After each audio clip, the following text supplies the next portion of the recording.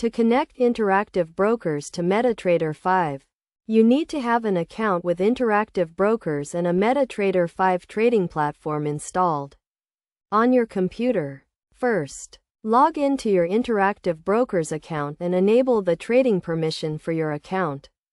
Then, go to the Interactive Brokers website and generate an API key, which will be used to connect to MetaTrader 5. Next, open MetaTrader 5 and navigate to the Tools menu. Then select Options. In the Options window, select the Servers tab and click on the Add New Server button. Enter the Interactive Brokers server details, which can be found on the Interactive Brokers website.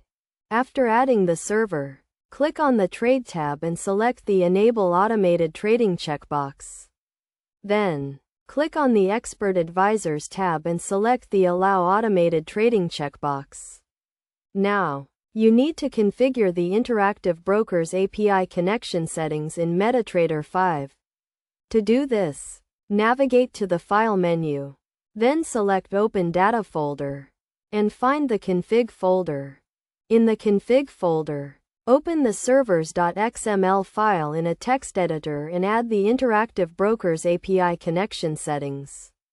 The settings include the API key, client ID, and other details that can be found on the Interactive Brokers website. Save the changes to the servers.xml file and restart MetaTrader 5. Once MetaTrader 5 is restarted, you can connect to Interactive Brokers by navigating to the File menu. Then selecting Connect to Trade Account. Enter your Interactive Brokers account credentials and the API key, and click on the Connect button. If everything is set up correctly, you should now be connected to Interactive Brokers through MetaTrader 5. To verify the connection, navigate to the Market Watch window and you should see the real-time market data from Interactive Brokers. You can also open a trading terminal and place trades through Interactive Brokers using MetaTrader 5.